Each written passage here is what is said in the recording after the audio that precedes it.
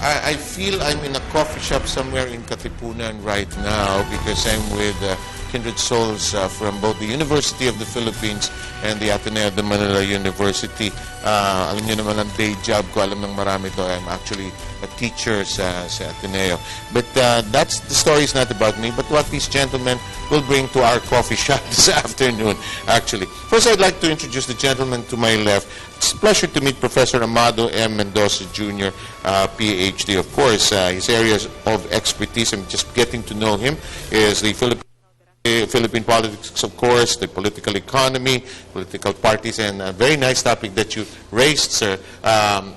This is Professor Mendoza to my left, actually. He's the issue of the political dynasties, which we will get into. The interesting part of his work also is the fact that he did a book on the Soviet Union without having to go to the Soviet Union, and that's a fascinating part of your career, sir. So we'll get to that in just a short while. And in the meantime, on the other end is, of course, the Dean of the Ateneo School of Government and my college. I'm older than him. He'll never accept that I'm his batchmate, but I am in awe of his accomplishments. Tony Lavinia, of course, aside from being the Dean of the Ateneo School of Government, has 2 law degrees. One is first his master's and doctorate in law from Yale Law School, and also a kindred spirit from UP. Go UP pa rin tayo, no, ha? From the University of the Philippines, where you were said, Tony, you were also president of the school council in UP, and Tony's interests in politics have been very... You were also in government, Tony. You were undersecretary. Exactly. Please remind me what... DNR. DNR. Gentlemen, let's start with impressions of this election that just finished yesterday, which the shocks still continue to today. I'd like to start with Professor Mendoza to my left here. Okay. The elections so far have proceeded generally without hits. Although I will take issue with the counting machines or the PCOS machines. There's a lot of machines refusing to work, and therefore what is supposed to be fully automated becomes partly manual, no? And I guess the creativity here is the ways that the COMELEC and the rest of parties involved in the elections to respond to these eventualities. Insofar as the results are concerned, I guess the surprise is obvious. That's Ms. Poe. No?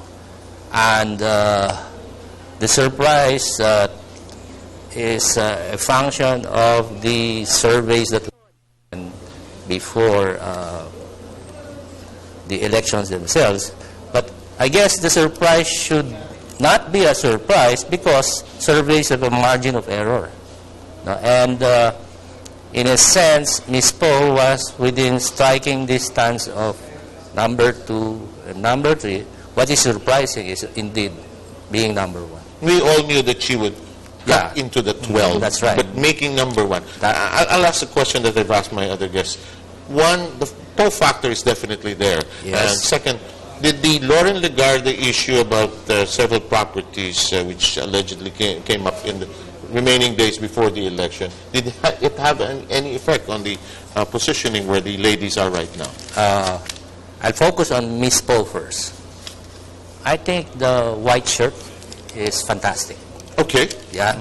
It's not just the sympathy factor. It's the white shirt, the gentle demeanor, and the respectful manner. Now, all of those resonate well with Filipino voters. The good daughter archetype. Yeah, that one. Yung puti, malaking bagay yun. Bila, tingin ko, I think, nasaktan talaga si Senator Legarda dito. Kasi walang batik yung kay Ms. Poe. Tamang-tama yung puti. Di ba? Yung ganon. Kaya tingin ko, kaya na-overtake niya si Ms. Legarda.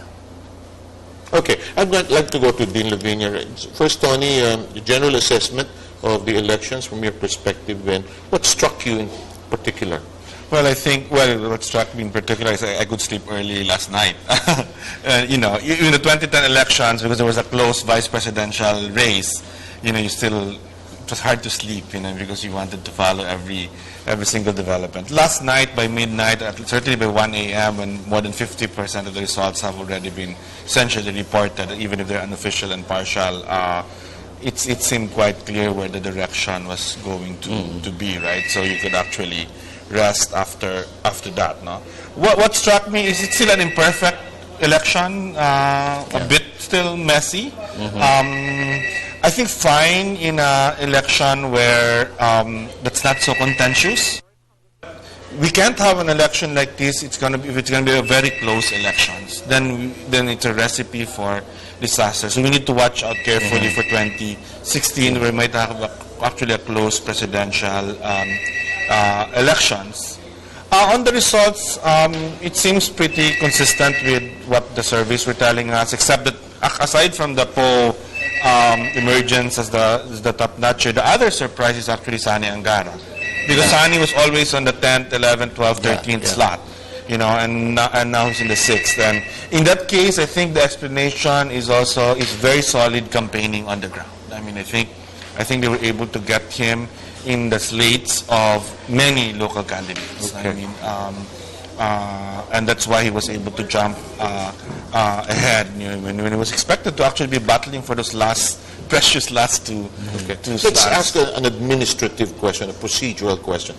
The issues of disenfranchisement, these issues of names not being there, seems to be a fixture in our elections. Is this something that will never go away, or is even with an automated system, or we just have to live with this? Professor Mendoza. Those are symptoms of an imperfect. What may be intolerable would be cavalier attitudes like,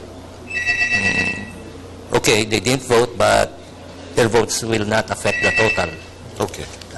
These guys have the right to exercise their rights, diba? Or this, let's just have a special election. That's additional expense. Probably the work will have to be made more efficient prior to the election, registration and all that stuff. I'm not sure.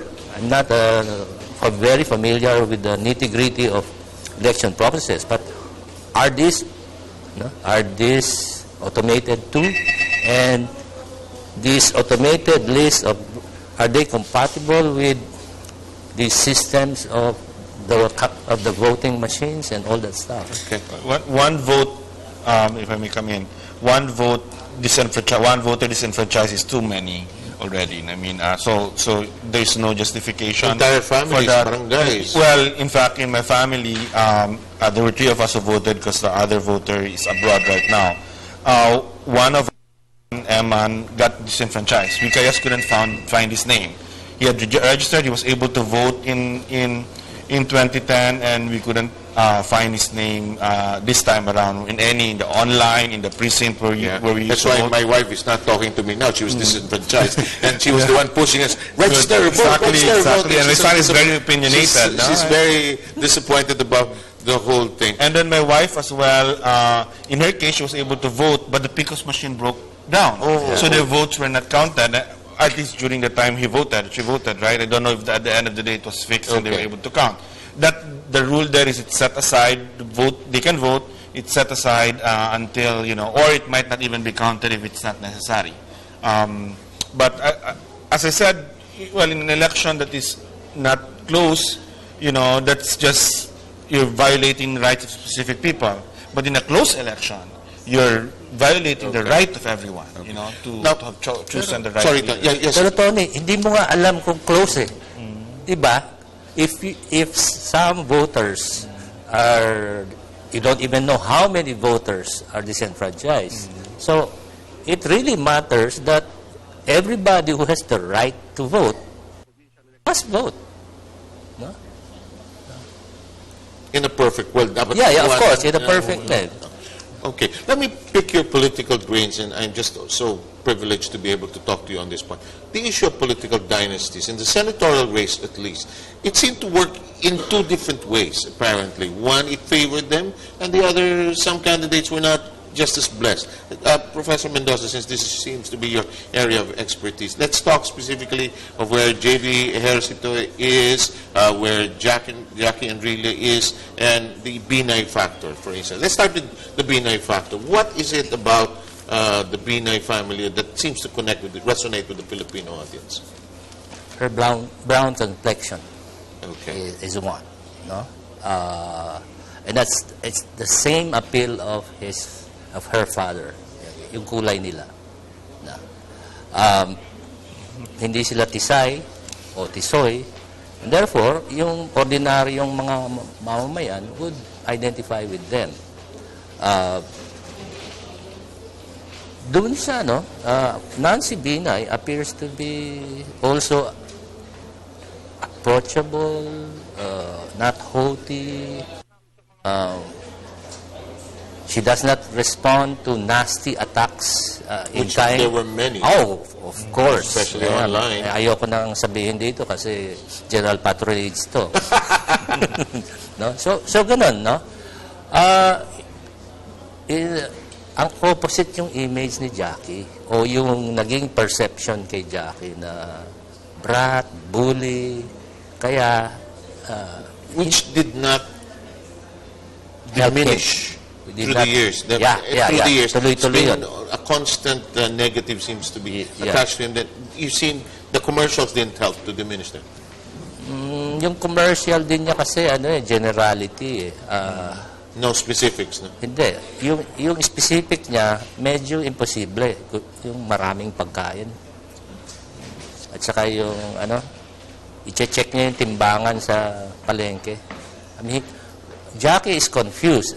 Is he running for the legislature or is he running for an executive post? That's a good question. That's a good question. Because those things are duties of executives, not legislators. Okay.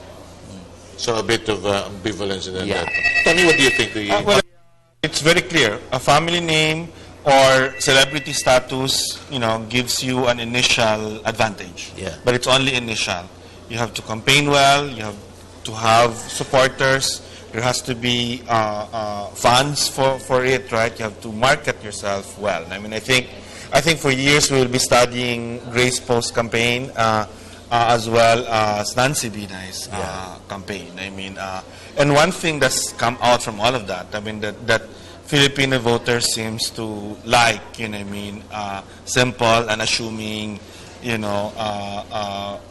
candidates, right, who do not necessarily fight back, right? I mean, as Bong said in the case of Nancy Binay. I think in the case of Nancy Binay, there was also a backfiring of all the attacks. Okay. I mean, I didn't vote for Nancy Binay, but I certainly sympathized with her and thought at the end that it was too much. I mean, people were really mean. A little too personal? Personal and nasty and bitchy. unrelated even to the, What to the role issues. did social networking, was it a factor in these elections nowadays? Tony, let's start with you. I'm not sure. We have to have the scientific evidence for it, right? I think that it was an important factor for getting people to be informed. I mean, social media allowed people to actually inform themselves, particularly the middle class. So to the extent that you have a solid middle class votes for certain candidates, I think social media was very helpful for that. I mean, but I don't think we should either exaggerate or underestimate the impact. Are you of also social saying we media. shouldn't compare a presidential election with a senatorial election in terms of assessing the social network? Oh yes, it's very different. And of course, in 2010, social media was at the beginning of its stage. Now it's quite amazing how its prevalence, its presence. I think in 2016, you'll probably have much greater impact of social media. I think, and I know you work for television, but I mean, I barely read newspapers now because I'm able to get all my news Online. and not even online, to Mobile. social media, because you know, if I have 8,000 friends and 2 accounts on Facebook, and I look at all these posts, you do get the stream of information, right? As steadily and as constantly as possible.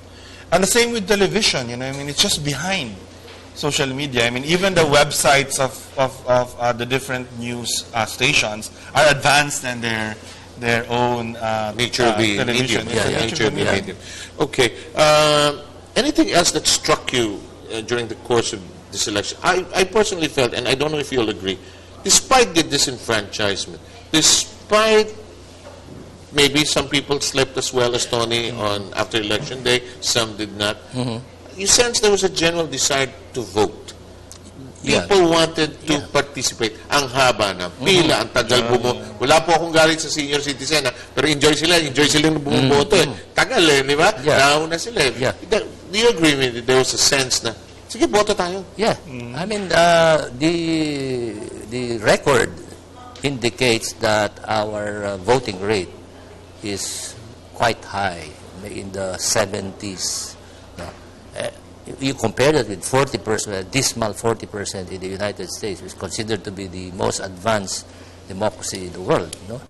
And all those images on TV with people jam-packed into schools, of course, marami sa kanila, they were already thirsty, some were fainting and all that stuff. No? But that indicates their desire to have their voices heard. No?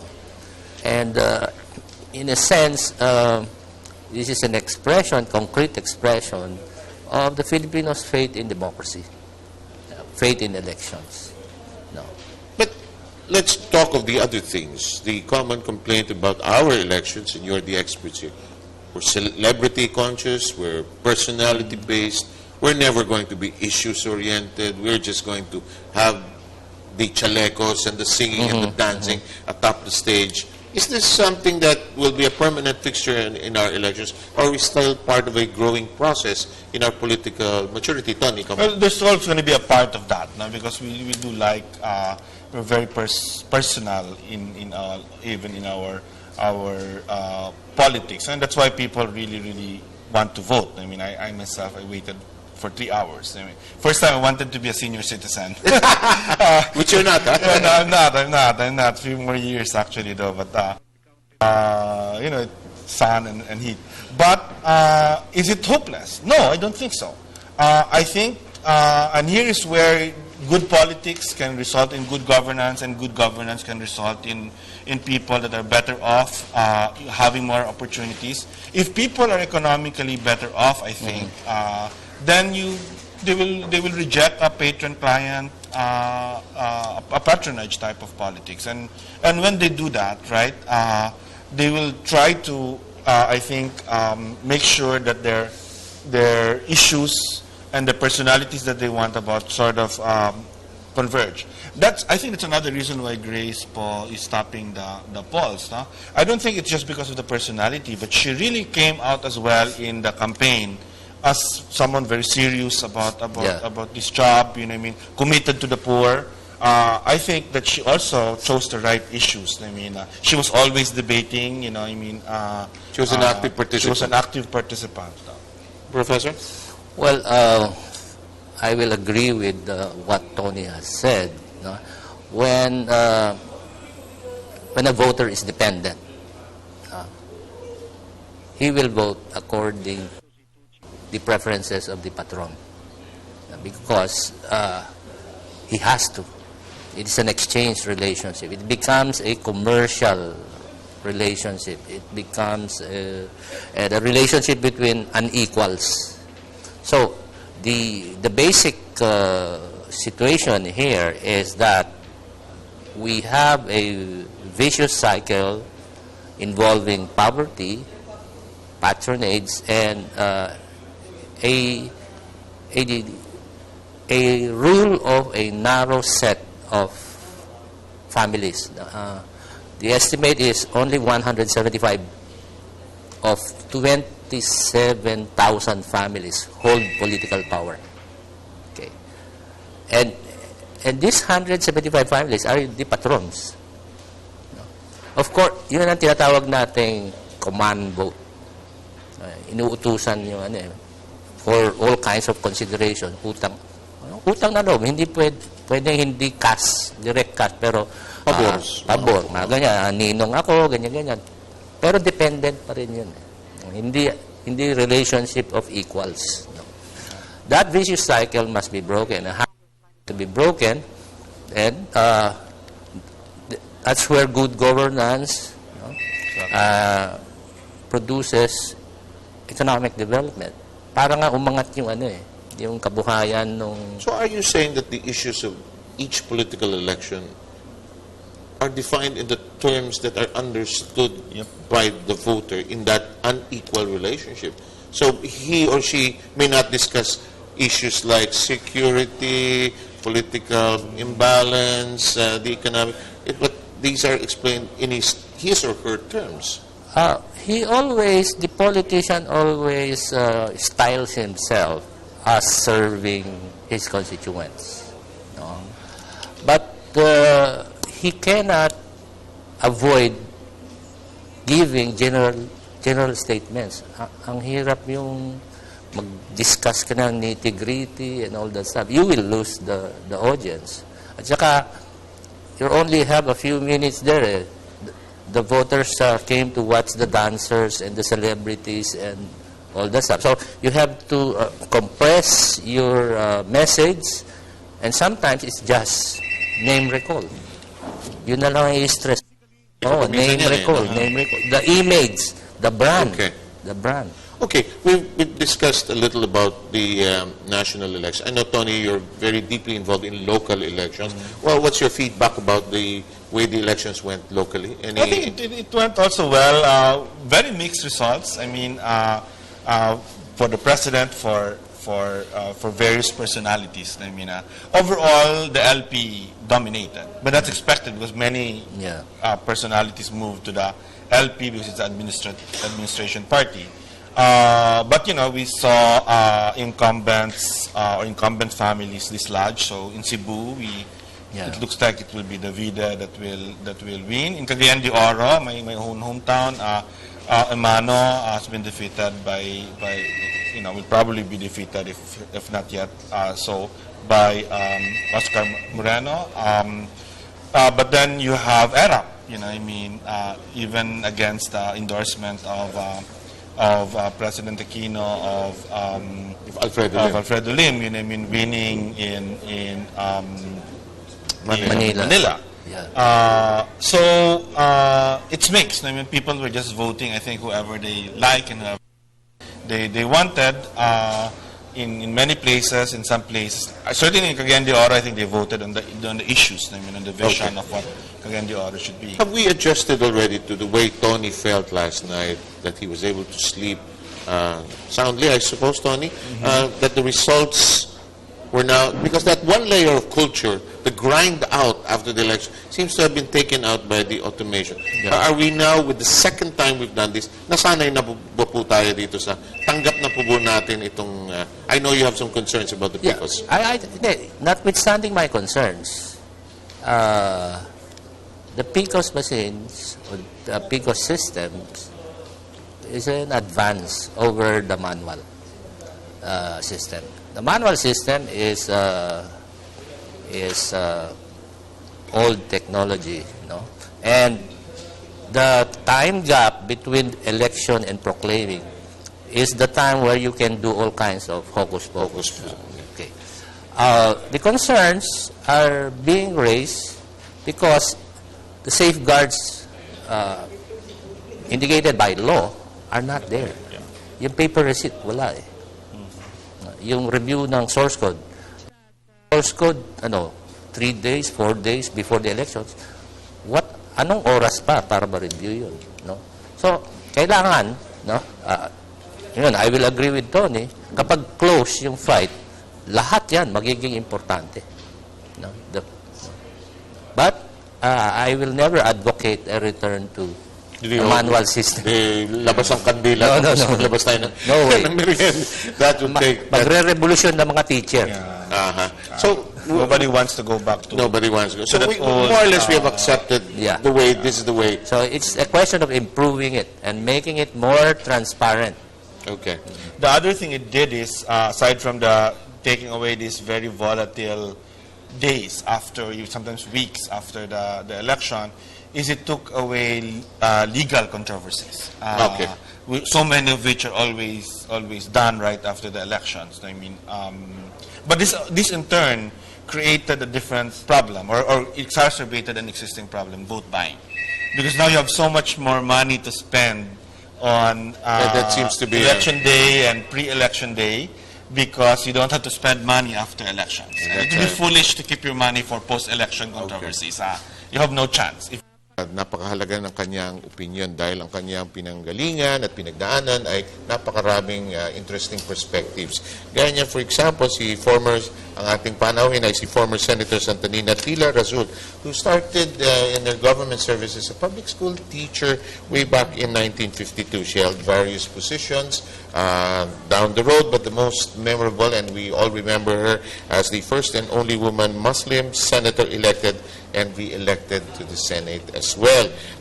She is now the chairperson of the Magbasa Kita Foundation, and it's dedicated to the promotion of literacy, economic empowerment, peace advocacy, and recognition of her literary work in the Philippines. And by the way, she was also appointed honorary ambassador of UNESCO during sometime in 1990. Definitely a very, very colorful career, both in politics, public service, and so many other things. Good afternoon po, ma'am. Pleasure to have you here. Good afternoon. And It's a pleasure to be here. You know, after a long stint in the Senate, bihira na akong iniimbita. bakit, ma'am? Bakit ganun? Kasi bihira na din iniimbita yung mga has-been. Oh, di naman. Kayo ha, iimbitahin niyo si Senadora, at least dito sa PTV, iniimbita ho namin. Ma'am, you've been through several elections in your life. Yes. What's your assessment of the recent exercise yesterday? Ano po ang opinion ninyo? Well, for the first time, I think this was a relatively peaceful election. Although there were isolated cases of violence in my province, as well as in some of the ARMM provinces. And Kasi you remind me, ma'am, anong province niyo po? Sulu. Sulu po. And reports that you got, there were some pocket incidents. Yeah, pocket of violence. But in general, it's been peaceful in Mindanao. Peaceful. Kasi dati, yung mga kalaban, they use cannon. Oh, talaga po. And then, hindi matamaan yung mga target nila, yung ibang natamaan. Oh, yung mga innocent bystanders. Bystanders. But do you think the automation has redefined our elections? But do you think that has helped? It has helped, really. It has helped. And now, in a matter of hours, you know who is the leading candidate.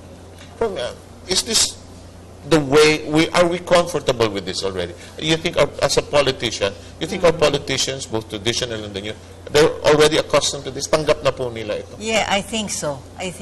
Okay. Now, so many issues that we covered also as political dynasties. Since you haven't really discussed your thoughts on the political dynasties. I've yet to pick your brain on that part. Yeah. What is your take? We at least discussed the senatorial race. The question of political dynasties is not a straightforward question, in the sense that It never is, I guess. there may be a demand to broaden the political base of democracy, because as I pointed out earlier, kakaunti yung talagang namamahala sa ating pamahalaan. On the other hand, any anti-dynasty law must be passed by a Congress dominated by members of dynasty. So that is already a conflict of interest question. Second, the definition of a political dynasty itself. Ano ba yung political dynasty? Pangatlo, we have implementation problems. Suppose we are both relatives set. Okay. And then we are going to run, let's say in 2016. Are we qualified or disqualified? good question. Okay. Suppose Tony is our relative and somebody approached him, your rival approached him to run against you, Okay. just to sabotage you. Will you be both? Guilty of... Or yeah. So those are the kind of things. On the other hand, you also have constitutional issues. Under our constitution, everybody enjoys equal treatment before the law. So why should I, who belongs to a so-called dynasty, be disqualified for running for public office over somebody who does not? So hindi clear-cut yung sagot Okay. doon sa tanong na yan. So, was it a factor, at least in the senator, we still have to sort of go through the local elections. At least it affected the senatorial race in a different way, in both ways. It cut both ways. My understanding is those who are running at the national level will have to rely on machineries built on Okay. the lower levels. No. So it's a reciprocal relationship. Okay. You help them downstairs, and then they also help you Okay. by delivering votes, so to speak. Okay, Tony, you were beginning to talk about with the automation, political dynasties, that there was now more money for vote buying before we went to a gap. Was this prevalent in this election? What have you heard? Well, we've heard a lot. I mean, but it's different from hearing to actually proving it, right? We actually have a number of high-profile cases that have been filed on vote buying. I mean, it would have been interesting to see the case that Lenny Robredo filed against the Villafuertes. But I guess it's it's a disqualification case. It's now moot and academic because she won by a landslide. But I think this is the insidious strategy now that has to be really stopped and dealt with. Unfortunately, the automation process, the way we now vote, has actually given rise to the opportunity, not just the money, but also the opportunity to do it. Because, and I hope the COMELEC pays attention to this for 2016, that they should make sure to secure the sanctity of the ballot, the secrecy of the ballot, right? Right now, certainly in my precinct, there was no privacy. You're filling your ballots with many others. People were talking, actually. You can easily show. If there's anyone there that's verifying, you can look at someone's ballot. I mean, I think we should really pay attention to that. I mean, if you have to acquire more PCOS machines, anyway, you have to do that, I think. We can't have forever these 5-hour lines. Yeah. I mean, and I think the writing has to go at a certain point that we have to now punch in our votes. And I was even going as speculating, why not just do it on an ATM somewhere? I think, of course, the expert yesterday said it's not as simple as it. paper trail. Kailangan kasi yung paper trail. Just one question before we go into our news break and the others. Senator, do you think the issues that you addressed as senator before are still around today? Do you think these are still the same issues of our politics today? Definitely, it is still there. Like, for example, the issue of vote buying. It is more rampant now. Kasi people don't mind vote buying kasi wala na yung dagdag bawas. Okay po. Because Parang wala yung vote nang... buying part of the fiesta na lang. Yun na. And so what other issues you feel, like the political issues, are they the same? Have they changed? It has remained the same. Okay. You were saying during your time? Yeah, the issue of dynasty was Okay. also... It also came up po. It came up, but we passed a bill. It was approved in the Senate, but when it reached the lower house, wala. Mas maraming dynasty yung pala yun sa Gupa. What do you recall from your time when you were running as senator? When you were campaigning at that time, what were the things that happened during when you were Well, it was a different environment that And this was time. during what time po? During the time of Cory. Okay, 86. And then Cory was so popular, all of us, with 24 candidates, almost won. If there was no junking governments, I think it would have been a 24-0 during the time of Cory. Okay. And sometimes when we gave our leaflets, sabi niya, the people will not accept. Sabi niya, wag na you just said your leaflets, give it to the others. Basta Cory, kami, boboto kami. That is a strong factor. So we all of us almost won Okay. Is because of Cory. Okay. Yeah, now that you mentioned Cory, Tony, is this election a stamp of approval, seal of approval on the Aquino administration? At least in the directory? Definitely for the president. I mean, this is a victory for the president. Whether it means something for 2016 is another That's too issue altogether. Is that too far ahead, or are candidates already thinking? No, I think it's just more mixed for that. Because the big winners here are the president, above everyone else, I think.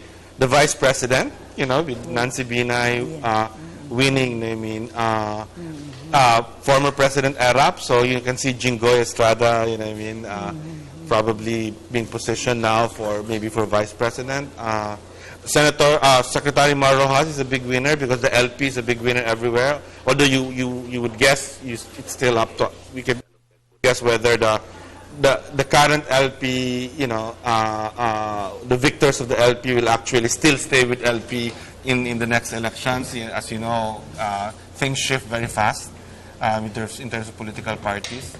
But so therefore, it's really just too early to say. Who's the winner in terms of the 2016? But let me ask you also. So again, maybe we did talk over this earlier. But again, it's not going to be an issues thing with our voters. It's still very strongly personality. Or do you have to explain the issues in the terms that they understand? The economics, walang makain bukas, walang sweldo, walang trabaho. Cayetano may have done the great twist here because his campaign was anchored to that. What do you think? Yeah, I think so. I think Villar also did the same, and she did get in. I think even Poe was able to position herself also on that, but also personalize it. I think that's the key is the key for issues to be considered is to be able to personalize them properly, right? And if you did that, then you have a better chance of winning on the issues. But the issues alone will not make you win. Yeah. Conversely, the personality alone can actually make you win, right? I mean, that's among other the things. thing, yeah. Was it harder during your time to campaign, or is it easier now? What do you think, Senator? It was easier during my time. You didn't need a lot of money. I didn't have a lot of money, but I won. What was it like coming out of Mindanao and you had to campaign nationally? What was it like? Well, it was really an experience for me. When Cory talked to me and she told me she wanted me to run, that was farthest from my And you were never a politician? No.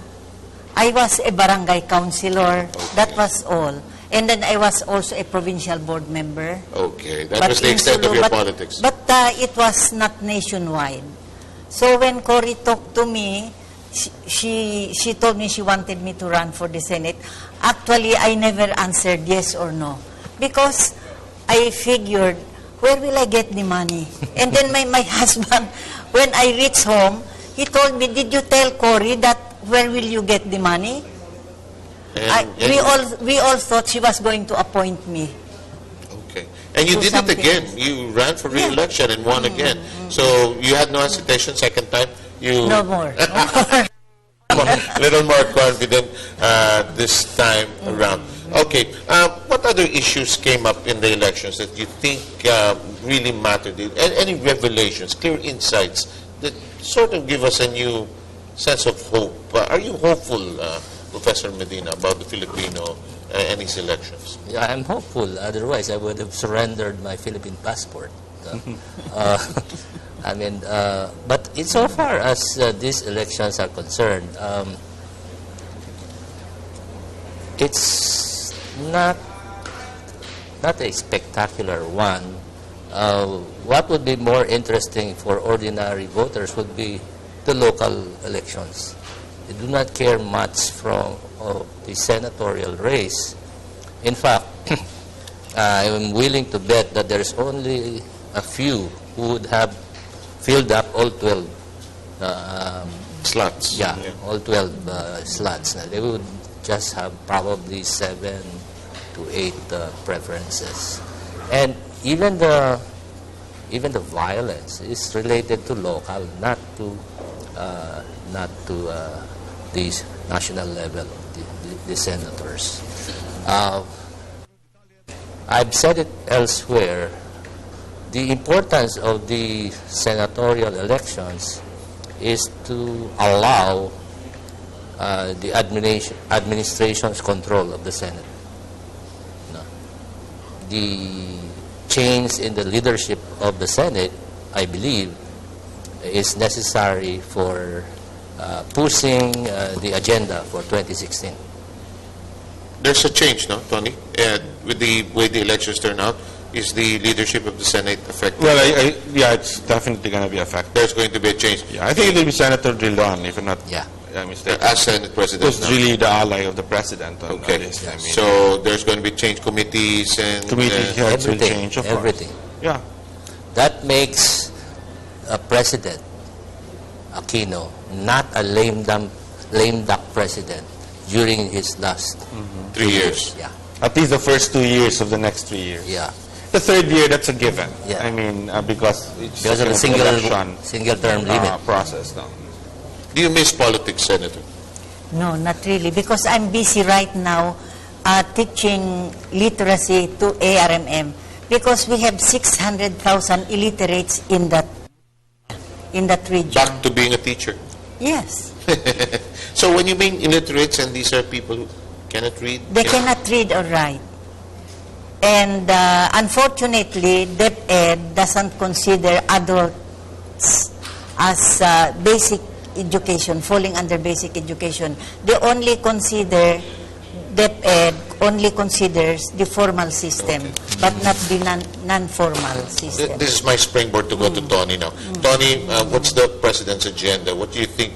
Where should Pinoy go with this mandate, with this vote that he got, stamp of approval? What should be what do you think is the foremost concern lineup of the President? Well, I think he wants to consolidate his economic gains by making sure it becomes more inclusive. Because as everyone has said, the growth is phenomenal, but it is not trickle down. It's not inclusive. Is that true? I mean, for the Yes, I second think year. everyone has said that. I mean, I don't think I've seen any contrary view that the poor has not benefited from the growth. No? Okay. I mean, and that the growth is captured by a very small elite, very small group of elite entrepreneurs and business people and old families. I mean, so I think that needs to be the priority, and I think the President understands that. The other consideration is to be honest with the governance reforms, because the reforms, the transparency, the participation, the accountability. I mean, I think the economic growth is largely because of good governance. The perception that there's very little corruption, at least at the top, under this government, that can easily be reversed in the next administration. If those reforms are not institutionalized. I mean, the fact is we still have weak institutions. If we don't build up and strengthen those institutions, it would have been as if the 6 years did not happen. So it's a legacy kind of 3 years. Exactly. So the President is thinking Exactly. that way because it's his last 3 Yep. years in office. Do you agree, Professor? I do, but I have other priorities, Such as? changing the Constitution itself. I mean, the single term limit of presidents actually does not enhance, it does not provide a healthy environment for parties. Parties are necessary for as long as the parties are real parties. When the president goes out, his party disintegrates. For example, where is LDP now? So all those alliances just Wala. disappear. But you and I are probably just about the same age. We came from an era where there was Liberal Party, Nationalista, dalawa. We had Raul Manglapus's party. Yeah, for that a was while. a third one. Progressive Party yeah, of the Philippines. Sumobok. Oh. Yeah, and some small parties. Are we never going to go back to that era of Tony is shaking his head. What do you think, Professor Mendon? The 1987 Constitution provides for a crazy hybrid. In political science literature, the presidential system is matched to two parties. parliaments are matched to multi-party. What we have is presidential multi-party. So after the presidential election, we have a two-coalition system. Okay. No? It's pro-administration and anti-administration. And then, the next president, ganoon na naman. No? So, some parties disappear, some maintain their names, but they are of their former selves. Okay. As in most cases when you're off camera, a nice topic just crops up, and Professor Mendoza whispered to me, and I think it's a very relevant question. Mandate and all, and does President, there are two issues that we'd like to talk. Does President Aquino have now time with 3 years remaining? Ma'am, as a former senator, will he be able to do everything that He have more time to do what he wanted to do. The reforms he wanted to introduce. So kulang po yan 3 years? Kulang. Okay. He should be allowed to run a Okay. second term. Well, you were talking about charter change. You Yeah. think that'll happen in the next 3 years? Parang stop siya kasi dahil constitution ni Tita Cory yun eh.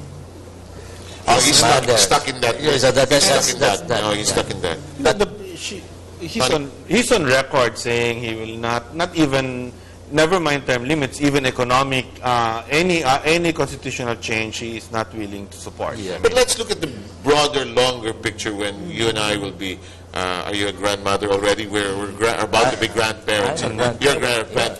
Will our grandchildren now see the possibility of a president getting a chance for a second term? I personally feel, and I'm going to go on record on this, I felt Fidel Ramos deserved another term because he did such a good job.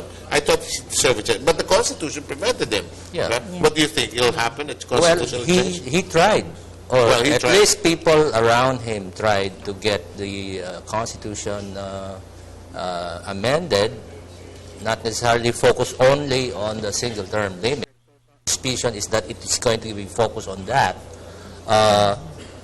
to afford him the opportunity to run for president or for For a president second as a second term, because I think he believed that he has the chance to To do- defeat President Estrada, who is the most likely winner in 1998. No. But events happen, more particularly the 1997 Asian financial crisis affected his bid, and then he was not also able to get the support of critical allies like Tita Cory and Cardinal Sin.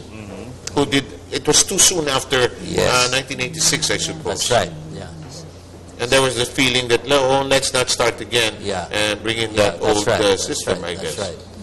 But because, Senator, you felt he really deserved a chance. He really deserved, Ramos really deserved another chance to be re-elected president. If he was re-elected, there would have been changes. This would have filtered to the grassroots. Okay. And then we will have a more robust economy. Okay. But Tony, after Noy Noy, possible ba yan? What do you think? Yeah, I mean, I think we should be changing our constitution, at least have amending it for all the lessons we've learned, following all the lessons we've learned in the last 25 years, right? I mean, so I'm certainly in favor for it, but it's not going to happen in this term. That's for sure. Yeah. I did work for President Ramos as undersecretary, so I would say I would have supported that, but I'm not sure if he would have won. And Against it's the Erap same, na, no? and there's a parallel situation now where will whoever the president support win in 2016? It all depends if the people's life are better. I think in the Ramos era, it was the same situation. You know what I mean? And that's why a populist president, Erap para sa mahirap, became an option. Yeah. Became attractive, right? And so we might have actually a populist president. If Binay decides to- Like Vice President Bina, I suppose, will run a populist campaign, right? Para sa mahirap, di ba? Then, if the current growth is perceived again to be unfair because it doesn't benefit the poor, then you will have a situation where, the masses will actually vote for someone who they think is on their side. If you were a senator now, what would be your concerns? What would you work on? Well, there are many things. First of all, there is the framework of the peace agreement with the MILF. Oh, that's another that issue. that will require an amendment to the Constitution also to be implemented. So I think President Aquino should be allowed a second term. Okay. So he can wrap up everything and then implement all the reforms he wanted to reform. What's the situation, Tony, on that peace agreement? For the MILF agreement, it's still they're still negotiating the annexes to It's just the the peace framework. agreement. I think they've finished one. There's three there's more. one. Yeah, there's three more three more. agreements. And what about the NPA aspect of it? There's nothing on the That's- table right now. It's in limbo. Limbo is the right word. Yeah. It's What are the other concerns that you were talking about the economy trickling down? What are the other concerns down the road now that these midterm elections are over? infrastructure, For everything. Kasi infrastructure is connected with economic growth. And infrastructure also brings the fruits of economic growth to the grassroots. No? Diba? Much of our growth now is dependent on what's going on in the stock markets. So our stock markets are sizzling. just as the report Yeah, said. it's sizzling, but the owners of mobile capital do not care whether your poverty situation improves, and so on and so forth, because they're simply interested in earning good returns in your stock exchanges. And if there are opportunities elsewhere, then they go. They're like typhoons. Foreign relations and foreign policy, anything to work on there? We have to resolve our triangular relationship with the U.S. and China. That is our main concern. Okay. Tony, what do you think? Anything else on the President's agenda? I think the other, aside from foreign affairs and economic development, it's still corruption. I think corruption is still a serious problem, and we haven't really defeated it, right? So correct me if I'm wrong. He now has control of both Senate and House. and House. Yeah. And this favor for what he has in mind, whatever his agenda I think is. he can have any legislation passed. Kaya nga pwede yung constitutional change by way of constituent assembly. How big is the minority now? They've just been reduced substantially? I think, yeah. In the House, have always been small. That's So now in the Senate, what's the equation? Well, I think Maybe six. He gets it. Well, that's really, what's the total makeup? 24? Oh, 24? Yeah. Tapos, because you still have Senator Enrile. In fact, I can only think of Senator Jinggoy. Enrile. Jinggoy. Jinggoy. Lacson is administration. Yeah, Lacson is administration. But he's already, he's leaving. he's he's going term out. limited already. He's going out. Yeah. Kiko Pangilinan is also going Villa out. and Marcos. That's 4. Yeah. Plus the 3 that won. Boy, that's a big edge 7. for the President. And anything else in the corruption? What have you heard? Anything else that the President has in mind, corruption-wise? Or is that done? The Corona and the work on the PIR? Hindi, GMA ang gusto nila. Oh, yeah. Oh, well. So, the biggest feast of all. And that will continue in this remaining 3 years. Okay. Where are we going right now? Okay, Bianca, now? No, not yet. Okay. Any concerns left that you think have been untouched, but have been not yet touched by these elections? The concerns, first, our concern should be beyond the election. Okay, Kasi go. democracy is not just election, di ba? In this case, election is a situation where people have expressed their preferences, have expressed, let's say, approval or disapproval of your issues, your proposed solutions, etc., etc. Now, after the proclamation of candidates, then it's the candidate's turn to perform. And it's also the task of citizens, of voters, to monitor how they perform. Ang problema, the concrete problem there is the control of voters over politicians happen only over every 3 years. So what I am interested in would be some mechanism where voters can check abuses of politicians while they are in office. What can we do? What can we do? We have to study best practices. In our constitution, the mechanisms are recall. Diba? That's the way you can, let's say, remove abusive, incompetent local politicians. The question would be, is that mechanism enough? No?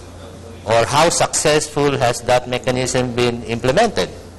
No? Okay. So, and I think it's not much has been, there are only a few cases where that mechanism has been resorted to, and I would be surprised if that is an indication na kokonti lang ang incompetent or abusive. Okay. Okay. We'd like to thank Tony Lavinia, Dean Tony Lavinia, for joining us. Tony, how we've aged, huh? It's nice because we were in college together and loved to listen to Tony speak politics. I learned so much. But I learned so much myself, and I'll visit you someday in UP to listen to more what you have to say. A pleasure to have both of you and enlightening our audience. We'll keep Senator Rasul for a while, and we will have more questions for her. Thank you very much. Let's send it to Bianca now.